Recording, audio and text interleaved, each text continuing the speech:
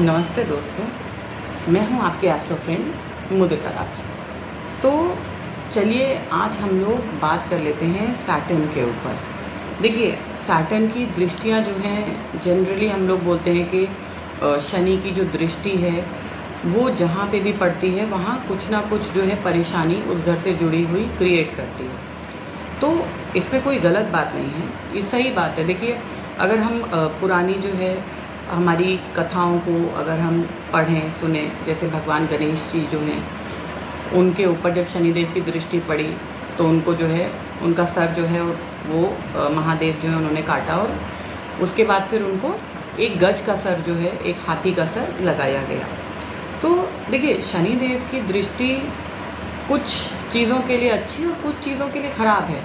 हम लोगों को जो चीज़ ख़राब लगती है हो सकता है उसमें हमारा ही कहीं ना कहीं कोई जो है वो लाभ, कोई शुभता हमारे लिए छुपी हुई हो, क्योंकि भगवान जो है उनका हर काम जो है उसके पीछे कोई ना कोई एक मोटिव होता है। इस प्रकृति का जो है वो हर काम के पीछे एक मोटिव होता है। उस समय हमें बुरा लग सकता है क्योंकि हमारे एस्पेक्ट से मान लीजिए वो चीज़ अच्छी नहीं है, लेकिन हो सकता है हमें आगे भविष्य में जाके पता चले कि अच्छा हुआ कि हमारे साथ ऐसा हुआ, तो आज हम इस जगह पे स्टैंड करा, हमने इतनी तरक्की करी अपने जीवन में, इतना जो है अच्छा हमने राइज़ किया अपने जीवन में।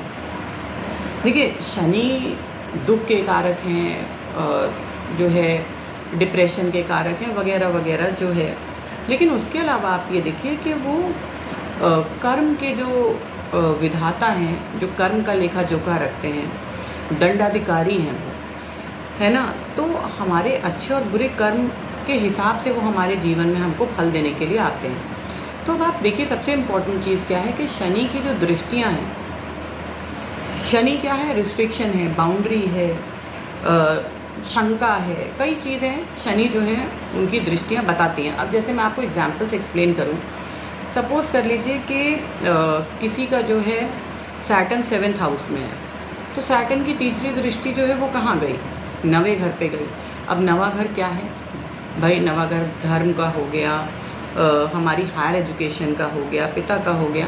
तो आप देखिए, इसका प्लस साइड अगर हम देखें कि सैटर्न जो है वो आपको धर्मांध होने से बचाएगा, क्योंकि आप क्वेश्चन करोगे वहाँ पे कि अगर किसी भाई गुरु ने, किसी टीचर ने, किसी साधु सन्यासी ने आपको कोई बात बोली तो आप उसको वेरीफाई करना चाहोगे, क्रॉस एग्जामिन करना चाहोगे, भले ही उसके लिए आपको वेदों में जाना पड़े, ग्रंथों में जाना पड़े, या किसी अच्छे जो है टीचर से कंसल्ट करना पड़े आपको। लेकिन आप जो है आंख मूंद के उस जगह पे कभी भरोसा नहीं करते जहाँ जहाँ शनि की दृष्टियाँ जाती हैं।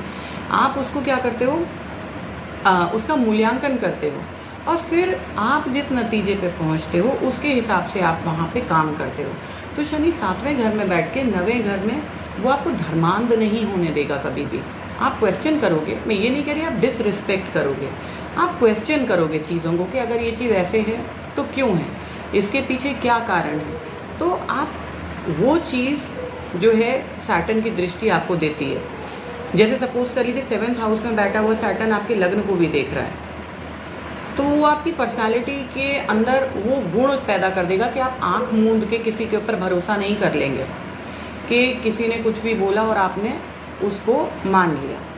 आप क्या करोगे, सामने वाले की बात को सुनोगे, समझोगे, फिर अपने अनुभव के हिसाब से उसका मूल्यांकन करोगे कि जो ये कह रहा है वो सही है, नहीं है, मेरे हिसाब से क्या है।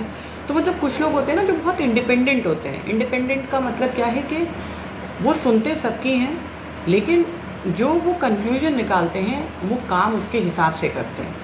यही सैटर्न जो है अगर उसकी दृष्टि लग्न पे आती है तो इस तरीके का बिहेवियर जो है पर्सनालिटी किसी भी नेटिव की होती है। अब ऐसे मान लीजिए 7वें घर से जो 10वीं दृष्टि गई वो आपकी 4थे घर पे गई, तो घर से जुड़े हुए निर्णय लेने में, घर की या गाड़ी की या प्रॉपर्टी लेने में वो 10 लोगों से पूछेगा।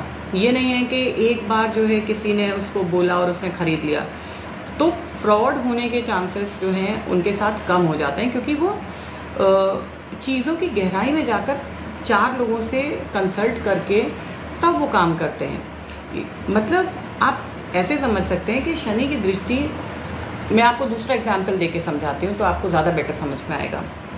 आप सपोज़ कर लीजिए कि आपके जो है डुअल साइन में 7th हाउस में कोई डुअल साइन पड़ता है। डुअल साइन माने 3, 6, 9, 12 माने जेमिनाई, वर्गो, सैजिटेरियस और पाइसिस, और वहाँ पे आपका मून मरकरी या मून वीनस बैठा हुआ है। तो उस कंडीशन में क्या है कि पॉसिबिलिटीज़ हो जाती हैं मल्टीपल अफेयर्स की, मल्टीपल रिलेशनशिप्स की, इन चीज़ों की पॉसिबिलिटीज़ होती हैं। लेकिन अगर वहाँ पे सैटर्न का एस्पेक्ट आ रहा है तो जब आप उस काम की तरफ आपका मन आपको धकेलेगा भी, तो होता है ना कि आपकी अंतरात्मा, क्योंकि सैटर्न इंट्रोवर्ट है, मतलब अपने अंदर जाने का कारक है, तो इन लोगों की अंतरात्मा उस चीज़ को एक्सेप्ट नहीं करती है कि देखो तुम गलत रास्ते पे जा रहे हो, इसका ये परिणाम हो सकता है। तो वो खुद से अंदर ही अंदर इतनी बातें करते हैं कि इन चीज़ों का ये गलत प्रभाव पड़ सकता है।